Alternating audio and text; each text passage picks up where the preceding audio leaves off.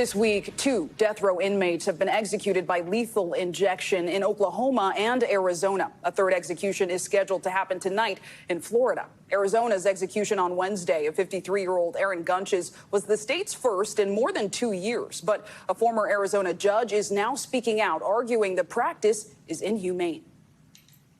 Arizona executed a death row inmate for the first time in 2 years this week. Do you believe they're prepared to do so? From what I saw, I am very concerned that they're not. Aaron Gunches, who pleaded guilty to kidnapping and murder charges, repeatedly volunteered to be executed.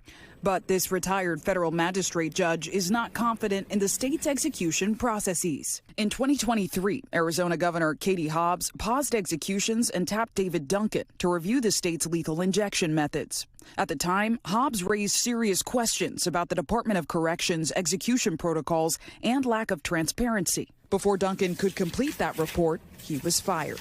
I think at the end, I was telling the governor what she didn't want to hear.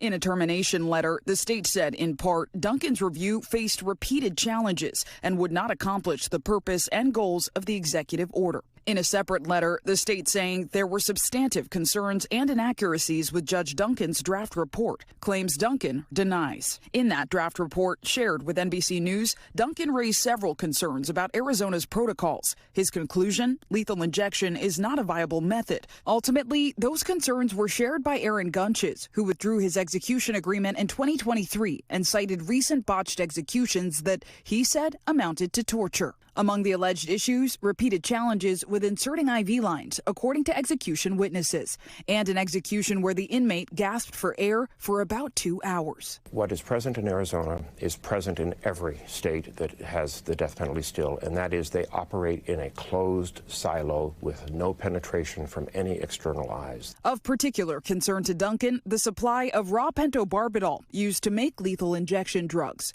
which he says were at times stored in unmarked jars without an expiration date or labeling. That to me was very dangerous because you couldn't maintain the chain of custody to make sure that it was safe to use. I asked, when does it expire? I know of nothing that has no expiration date. The Arizona Department of Corrections, in its own internal review, did not dispute that the pentobarbital was stored in unmarked jars, but explained it was done at the request of the previous administration to maintain confidentiality, saying the raw pentobarbital is not expired. In a statement and documents provided to NBC by the governor's office, the director of Arizona's Department of Corrections, in part, acknowledged an area of execution improvement as the composition and role of the medical and IV team, adding that they have since created one administrative team, increased the medical team from 2 to 4 members, included a post-execution review, and more.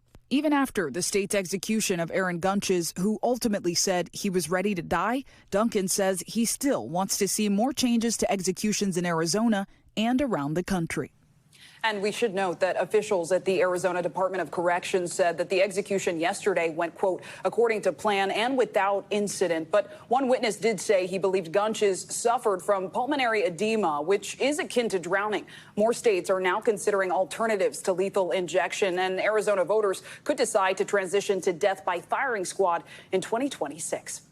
Thanks for watching. Stay updated about breaking news and top stories on the NBC News app or follow us on social media.